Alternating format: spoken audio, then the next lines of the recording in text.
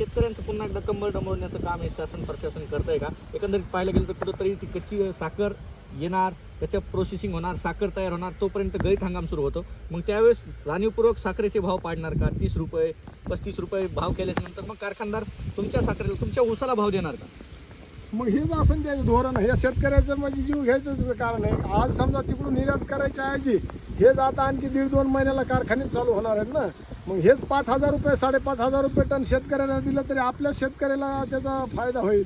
बाहेरच्या देशातून निर्यात करून शिनी व्यापाऱ्याला जगवायच्या ऐवजी मोठ्या गुत्तेदाराला जगवायच्या ऐवजी शेतकरी जगविलं तर काय फरक पडत?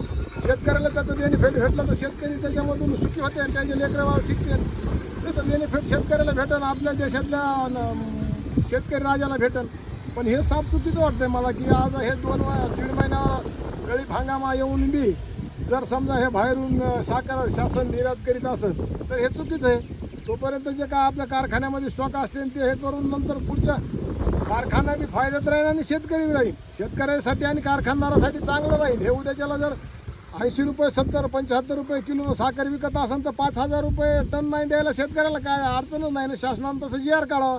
तामिळनाडूमधल्या कालच एका मुख्यमंत्री झालेल्या त्या थलपती विजयनं त्यानं 4,000 रुपये भाव डिक्लेअर केलं. म्हणजे कारखानदाराला सांगितलं की 4,000 रुपये शेतकऱ्याला ऊसाला भाव द्या आणि त्यानं डिक्लेअर केलं, त्यानं असं GR काढलं. मग ह्यानं तसं 4-5 हजार रुपये टनानं शेतकऱ्याला आपल्याला कारखानदाराला त्यानं सांगावं की हो हे 5,000 रुपये टनानं शेतकऱ्याला भाव द्या आणि आपल्याला हे बाहेरून निर्यात आणायच्या ऐवजी शेतकरी आपल्या इकडची सुखी समृद्धी होती ना, असे त्याने अपेक्षा ठेवावं.